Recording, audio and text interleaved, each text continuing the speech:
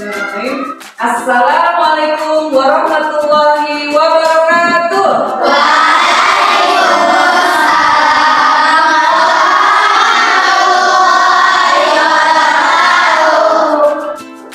Bagaimana kabarnya pagi hari ini? Alhamdulillah luar biasa.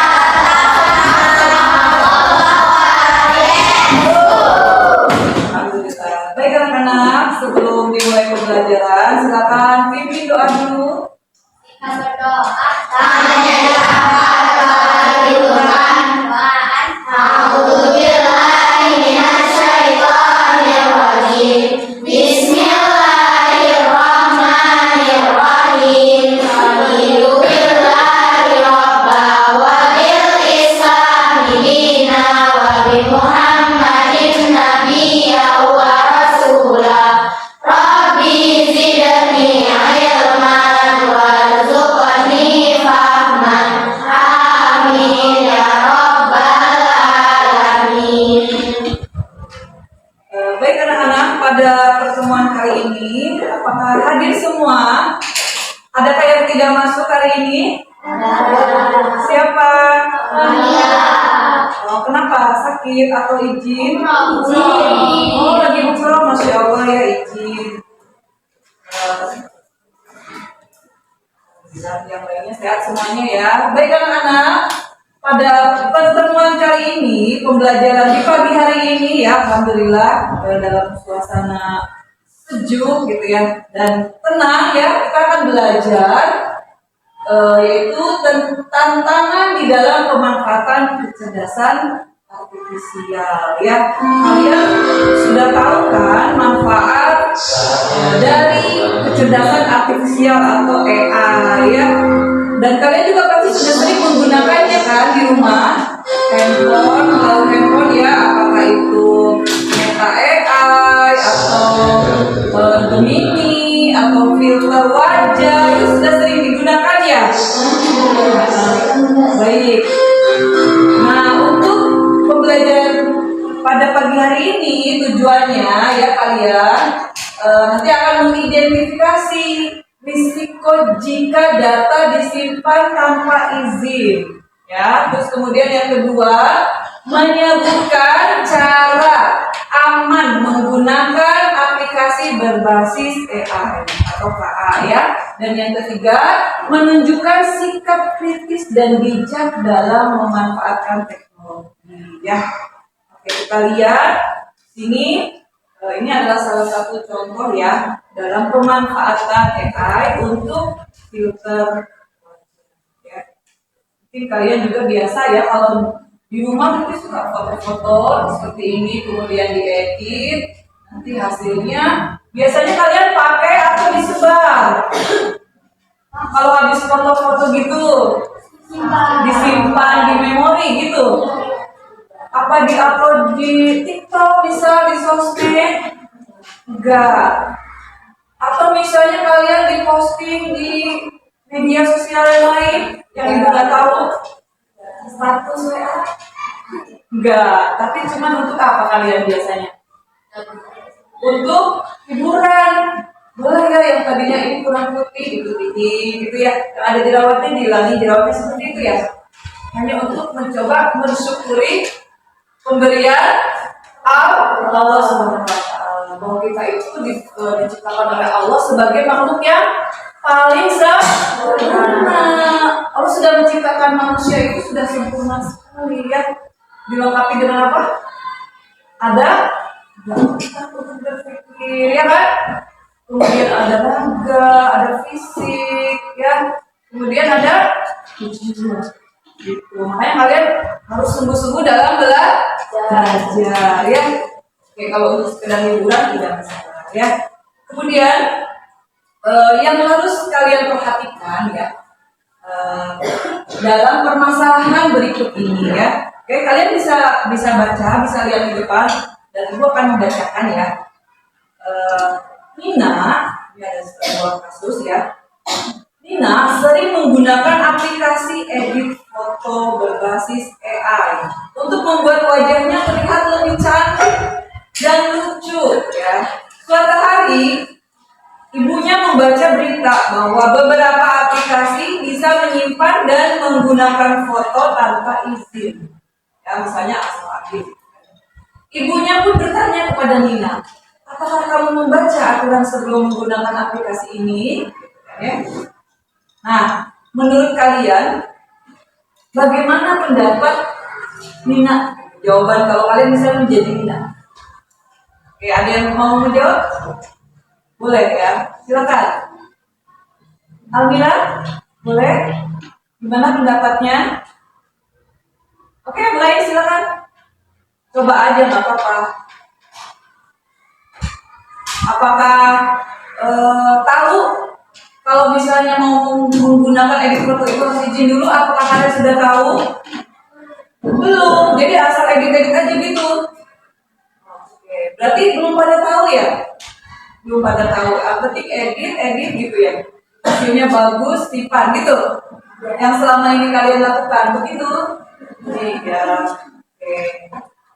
Nah, bahasa selanjutnya, mengapa ya kita itu penting membaca aturan sebelum menggunakan aplikasi KA atau kecerdasan artifisial. Misalnya kita mau menggunakan aplikasi di dalam handphone ya tentang yang tadi di awal.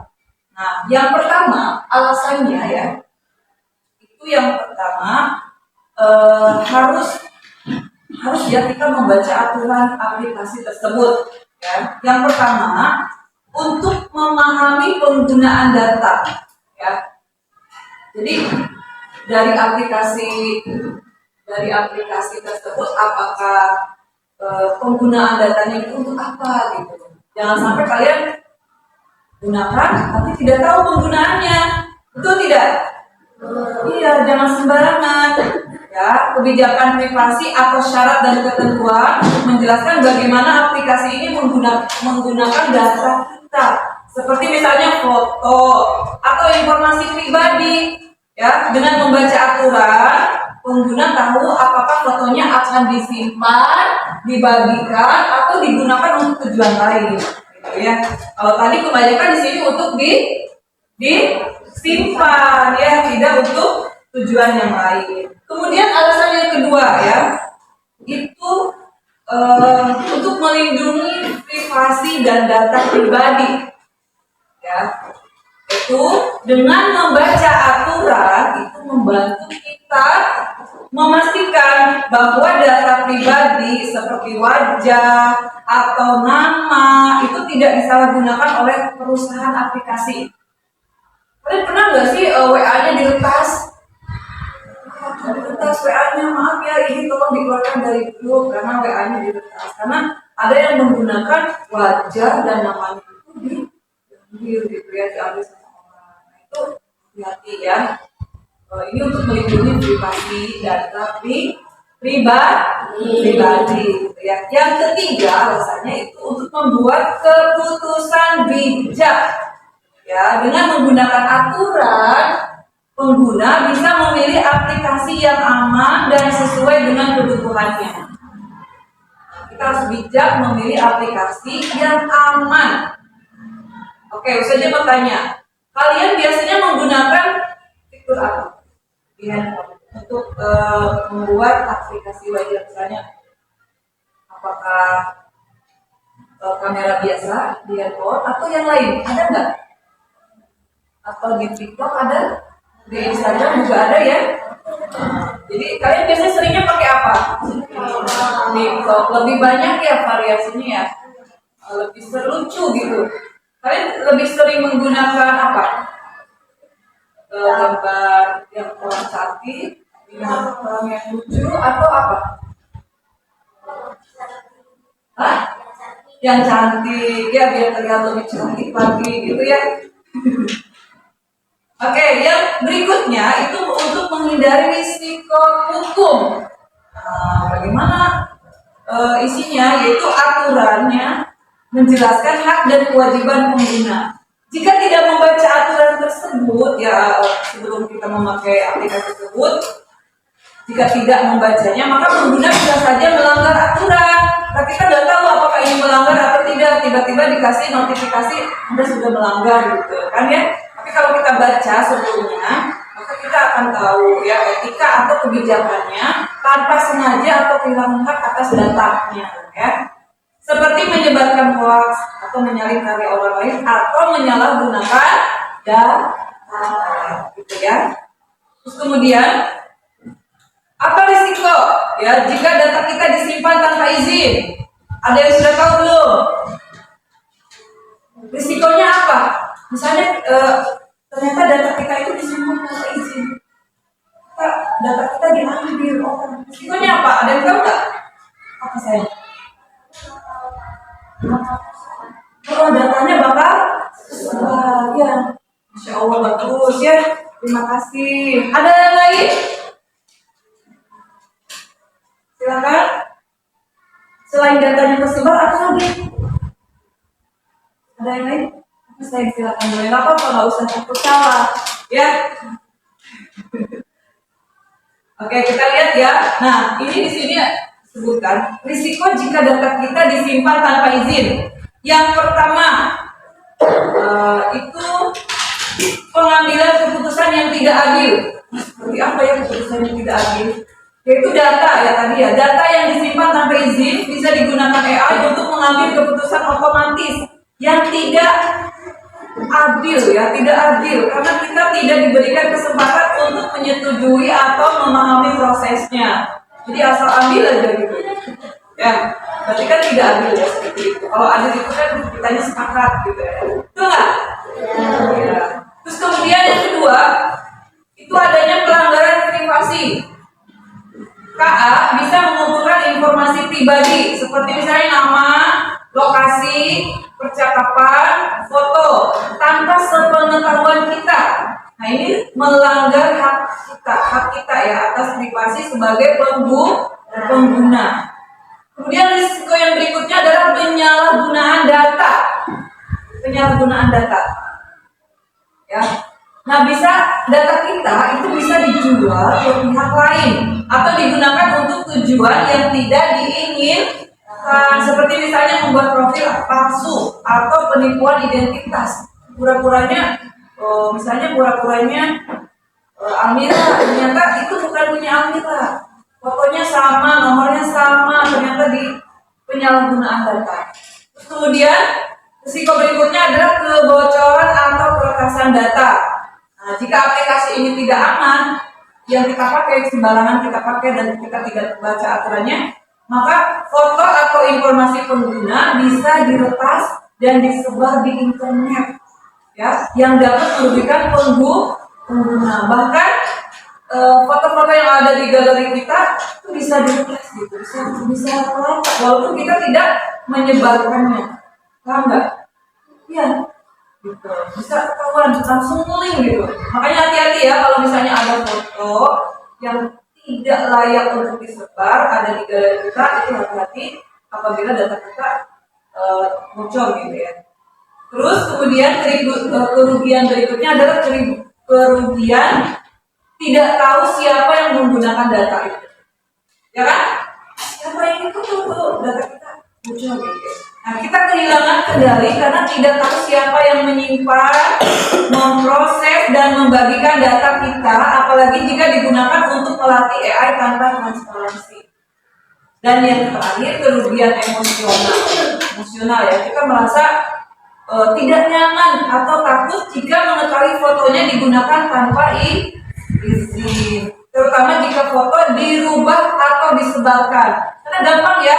Foto kita aslinya lagi duduk, ternyata diedit menjadi lagi tidur gitu kan seperti itu. Atau foto kita tadinya memakai jilbab, jadi diambil wajahnya saja, jadi tidak pakai jilbab dan dikasih rambut seperti itu. Makanya harus lebih hati-hati. Nah, terus bagaimana caranya agar aman menggunakan kecerdasan artifisial atau AI? Ada yang sudah tahu? Caranya bagaimana agar aman? Menggunakan gimana? Menggunakannya dengan bijak. Ya bagus, terima kasih. Terus apa lagi? Suaranya yang kencang. Apalagi nak? Oke, nah ini dia jawabannya ya. Cara aman untuk menggunakan aplikasi KA atau kecerdasan artifisial AI ya. Yang pertama, bagus tadi ya. Kita harus membaca aturan dan kebijakan privasi. Jadi kita nggak boleh sembarangan memberikan data ya kepada orang lain gitu. Kalau misalnya kita kurang paham aturan-aturannya, kita boleh menanyakan kepada orang tua atau orang yang lebih tahu ya. Kemudian cara yang aman menggunakan aplikasi yang akan kalian gunakan itu adalah kita pilih aplikasi terpercaya ya. Terpercaya itu bagaimana? Yaitu gunakan aplikasi dari perusahaan yang dikenal dan memiliki ulasan baik. Jadi kita nggak boleh sembarangan menggunakan aplikasi ya. Misalnya ada orang yang meminta akses kontak, boleh nggak? Nggak usah dikasih ya. Atau misalnya lokasi kalian ada di mana? Nggak usah. Nanti kalian akan terlacak gitu ya. Paham ya? Paham nggak? Nah, baik yang berikutnya batasi data yang dibagikan. Kalau kalian mau men-share, batasi datanya ya. Hanya unggah foto atau informasi yang benar-benar diperlukan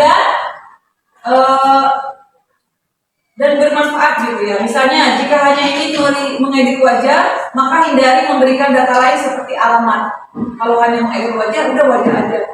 Gak usah memberikan data informasi lainnya, misalnya alamat dan lainnya ya. Kemudian berpikir kritis terhadap hasil dari KA. Berpikir kritis itu gimana? Yaitu tidak semua jawaban dari AI itu benar ya. Atau gunakan penilaian kritis melalui verifikasi informasi dan jangan mudah percaya sepenuhnya tanpa pertimbangan ya. Dan yang terakhir, laporkan apabila terjadi penyalahgunaan. Nah, jika kamu menemukan penggunaan yang tidak wajar atau merugikan dalam aplikasi KA, segera laporkan ke pihak pengembang atau pihak berwajib ya. Nah, baik anak-anak, sebelum Ibu menutup ya pertemuan kali ini, ada lembar kerja yang masih dikerjakan ya. Silakan bertiga ya, kelompoknya bertiga. Ini boleh kalian berdua boleh. Ya, silakan dibaca bersama dan diisi ya yang disebut tadi gambarkan. Boleh bekerja sama.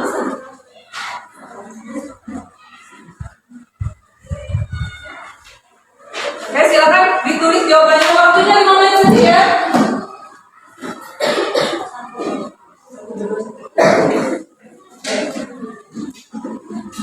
Oke, yang sudah boleh. Gampang kok tadi.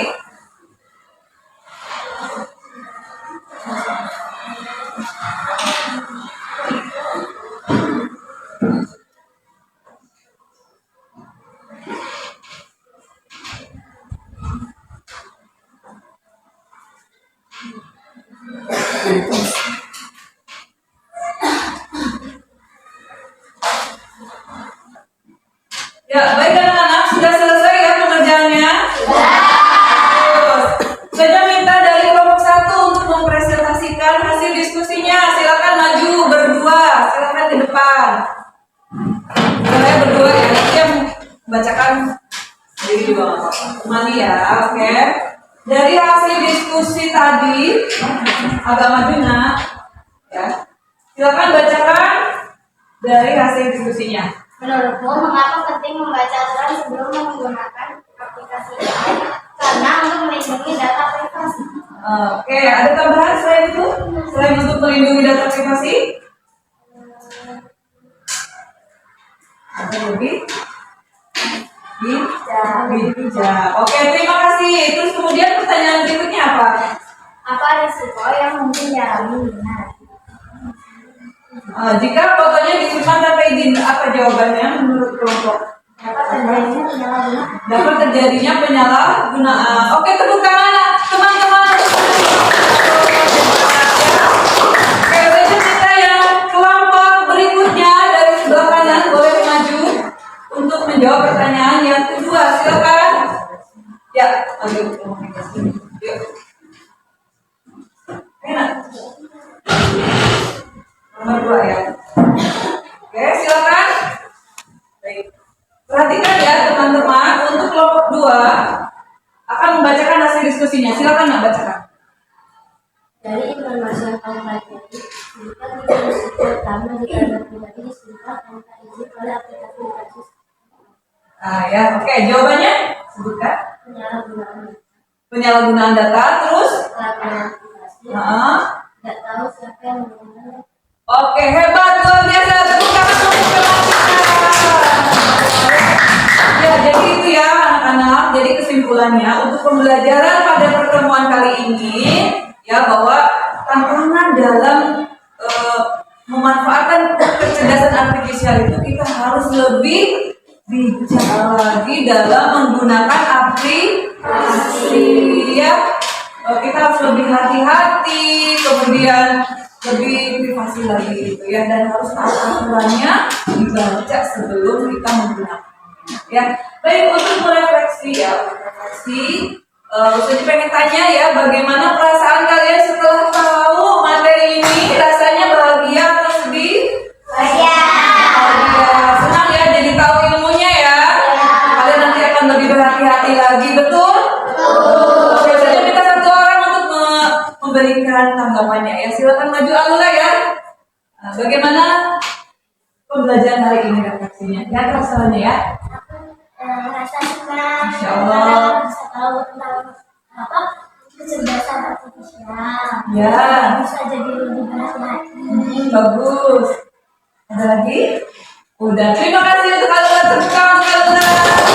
Alhamdulillah. Ya anak-anak, untuk refleksi pada pembelajaran kali ini, yaitu kita dalam pemanfaatan kecerdasan artifisial dalam pendidikan memang membuka peluang besar dalam membantu proses belajar ya. Kalian butuh apa ada semua ya, bisa dilakukan dengan cepat akses informasinya dan memberikan pembelajaran yang lebih personal. Namun ya, di balik manfaatnya terdapat tantangan yang perlu diperhatikan agar penggunaan KA tetap aman, bijak, dan efektif. Ya, baik anak-anak, untuk pertemuan pada pagi hari ini cukup sekian. Kita tutup dengan doa ya.